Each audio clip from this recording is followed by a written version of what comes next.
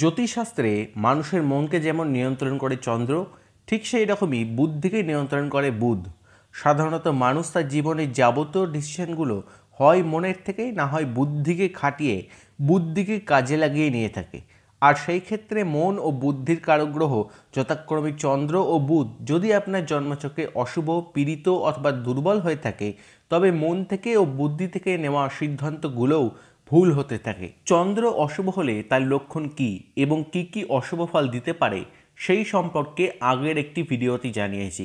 Description বক্সে link দেওয়া আছে, চাইলে সেখান থেকে ভিডিওটি দেখে নিতে পারেন। আজকে জানাবো বুধ সম্পর্কে। প্রথমে জানাবো বুধ আপনার জন্মকুণ্ডলিতে অশুভ, পীড়িত বা দুর্বল কিনা তা জাতক বা জাতিকার মধ্যে কি কি লক্ষণ থেকে বুঝবেন। নমস্কার, আমি অ্যাস্ট্রোলজার শুভঙ্কর সরকার। অ্যাস্ট্রোগান শুভঙ্কর চ্যানেলে আপনাকে জানাই স্বাগত। প্রথমত, বুধ অশুভ হয়ে, পীড়িত হয়ে বা বলহীন হয়ে লগ্নে অবস্থান করলে ছোটবেলায় সেই জাতক বা জাতিকা নানা বাধা বিপত্তির সম্মুখীন হয়। তার স্বাস্থ্য খুব একটা ভালো যায় না, মাঝে মধ্যেই ডিটোরিয়েট করতে থাকে। তবে এই ক্ষেত্রে জাতক বা জাতিকার লগ্ন ভাব, লগ্নপতি ও কারক গ্রহ রবি বিচার্য। বুধ অশুভ হলে, পীড়িত হলে বা দুর্বল হয়ে জন্মকুণ্ডলিতে অবস্থান করলে জাতক বা জাতিকার মধ্যে স্কিন এবং দাঁত এবং ইএনটি অর্থাৎ নাক, কান, গলার সমস্যা নিয়ে আসতে পারে। বুধ পীড়িত, দুর্বল বা পাপমধ্যগত হলে সেই জাতক বা জাতিকার উপস্থিত বুদ্ধি কম থাকবে। মানুষ ও সিচুয়েশনকে অ্যানালাইজ করতে তার বেশি সময় লাগবে। জন্মছকে বুধ পীড়িত বা দুর্বল হলে ছোট ভাই বোন এবং মাতুল অর্থাৎ মায়ের রিলেটিভদের সঙ্গে মতপার্থক্য, মতবিরোধ ও দূরত্বের সৃষ্টি হতে পারে। যাদের জন্মকুণ্ডলিতে চতুর্থ ভাব, চতুর্থ পতি এবং বুধ পীড়িত বা দুর্বল হয়ে আছে, তাদের বন্ধু নির্বাচনের ক্ষেত্রে সাবধানতা অবলম্বন করে চলা উচিত। পঞ্চম ভাব, পঞ্চম ভাবপতি এবং বুধ পীড়িত, দুর্বল বা তাৎকালিক অশুভ হলে বিদ্যায় বাধার সম্ভাবনা বেড়ে যায়। তাৎকালিকভাবে যদি অশুভ বুধ এবং অশুভ শনি পঞ্চম ভাবের সঙ্গে কানেক্ট করে এবং পঞ্চম ভাবপতিটি যদি পীড়িত বা দুর্বল হয়ে অবস্থান করে, তবে জাতক বা জাতিকার সন্তান প্রাপ্তির ক্ষেত্রে প্রচণ্ড সমস্যার সম্মুখীন হতে হয়। জন্মকুণ্ডলিতে বুধ পীড়িত বা দুর্বল হয়ে অবস্থান করলে সেই জাতক বা জাতিকার মধ্যে বাণী দোষের সৃষ্টি হয়। সবসময় কটু বাক্য প্রয়োগ, কটূক্তির আশ্রয় গ্রহণ করে।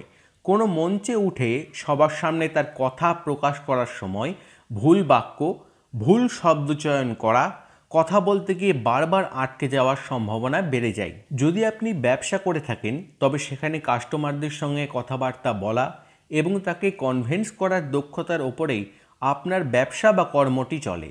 অথবা এমন কোনো কাজের সঙ্গে যুক্ত যেখানে আপনার কথাবার্তা, বাণী, শব্দচয়ন গুরুত্বপূর্ণ ভূমিকা রাখে, যেমন সঞ্চালনা, কল সেন্টারে জব প্রভৃতি, সেখানে বুধের ভূমিকা অত্যন্তই গুরুত্বপূর্ণ। যাদের জন্মকুণ্ডলিতে বুধ গ্রহটি পীড়িত বা দুর্বল, তাদেরকে নিজের কথাবার্তা, শব্দচয়নের জন্য তাদের কর্মের ক্ষতির সম্মুখীন হতে হয়। বুধ পীড়িত বা দুর্বল হলে জাতক বা জাতিকা যারা এডুকেশনের সঙ্গে যুক্ত, তাদের অঙ্ক অর্থাৎ গণিত বিষয়ের ওপর ভয় ও অনীহা থাকবেই। এবার জানাবো আপনার জন্মকুণ্ডলিতে তাৎকালিকভাবে বুধ গ্রহটি শুভ হলে আপনি কীরকম ফল পেতে পারেন। বুধ গ্রহটি আপনার ফেভারে থাকলে প্রথমত আপনার অ্যানালাইজিং পাওয়ার ও উপস্থিত বুদ্ধি বেশি থাকবে। নিজের কথাবার্তা দ্বারা মানুষজনকে, অথবা যদি আপনি ব্যবসার সঙ্গে যুক্ত থাকেন, তবে কাস্টমারদের সহজে কনভিন্স করা এবং উপস্থিত বুদ্ধিকে কাজে লাগিয়ে যে কোনো সমস্যা থেকে বেরিয়ে আসার ক্ষমতা আপনার মধ্যে থাকবে।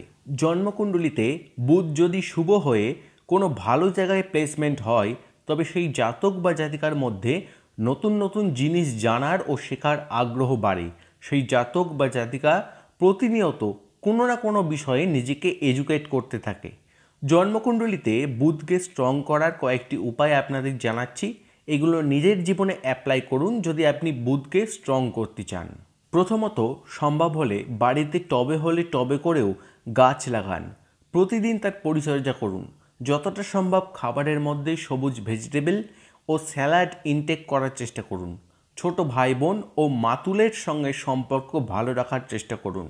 যদি আপনি এমন কোনো কাজের সঙ্গে যুক্ত থাকেন যেখানে যোগ বিয়োগের হিসাবপত্র করতে হয়, সেখানে ক্যালকুলেটর ব্যবহার না করে সেই হিসাবটা প্রথমে হাতে করার চেষ্টা করুন। ভীত অথবা ঘাবড়ে না গিয়ে মানুষজনের সঙ্গে আলাপচারিতা করুন।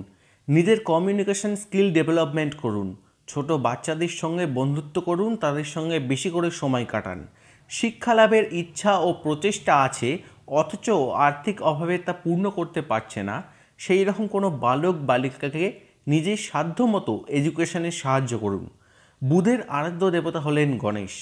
প্রতি বুধবার দুর্বা ঘাস দিয়ে গণেশের আরাধনা করুন।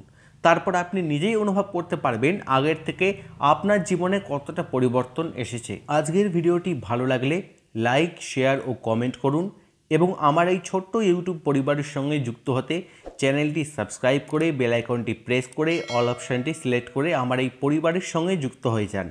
যারা অলরেডি যুক্ত হয়েছেন তাদের জানাই অসংখ্য ধন্যবাদ। আজকের ভিডিওটি এখানেই সমাপ্ত করছি। সবাই ভালো থাকবেন। নমস্কার।